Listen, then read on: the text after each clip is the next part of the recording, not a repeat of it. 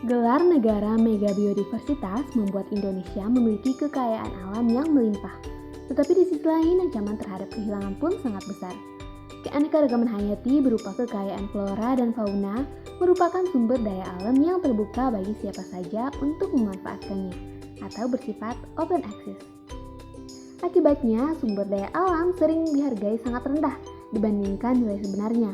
Kemudian, tidak ada biaya dialokasikan untuk mengupayakan regenerasinya. Pemanfaatan sumber daya alam akan terus meningkat seiring dengan bertambahnya jumlah penduduk. Indonesia memiliki jumlah penduduk mencapai 275 juta jiwa di tahun 2022. Jumlah penduduk yang besar dengan tingkat kesadaran menjaga keseimbangan alam yang rendah dapat menjadi salah satu pemicu hilangnya sumber keanekaragaman hayati secara cepat dan drastis. Ancaman terhadap keanekaragaman hayati dapat terjadi secara alami, misalnya karena bencana alam, perubahan iklim, dan epidemi penyakit. Menurut catatan kepunahan oleh IUCN atau International Union for Conservation of Nature, disebutkan bahwa 99% kepunahan spesies yang sudah terjadi merupakan akibat dari aktivitas manusia.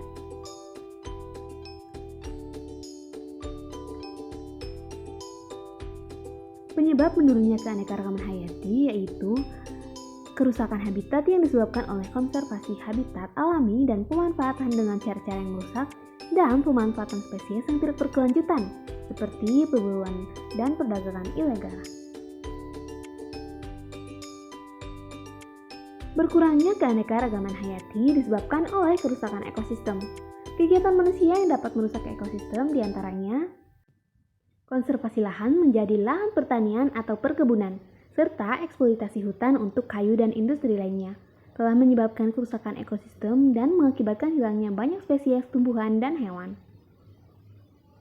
Selanjutnya, perburuan dan perdagangan ilegal hewan liar dan bagian tubuhnya seperti gading gajah dan cula badak, menyebabkan penurunan populasi drastis beberapa spesies.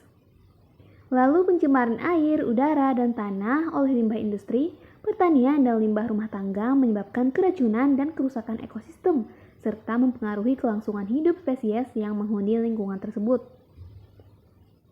Lalu, penggundulan hutan tanpa mempertimbangkan yang tepat menyebabkan kehilangan habitat serta berkurangnya keanekaragaman hayati di hutan-hutan tropis.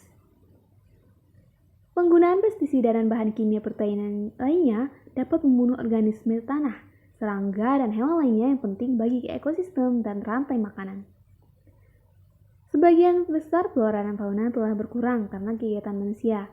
Manusia merupakan satu-satunya makhluk hidup yang mampu membendung terjadinya kepunahan berbagai jenis flora dan fauna.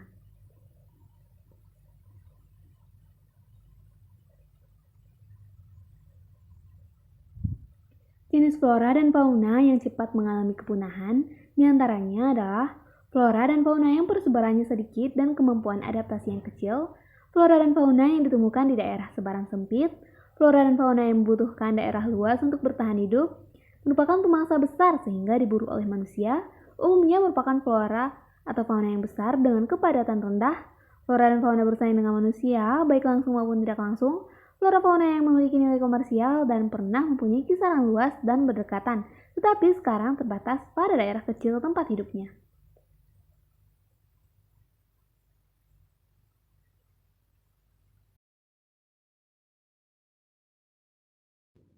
Berikut ini merupakan beberapa flora dan fauna yang terancam punah dan dilindungi di Indonesia.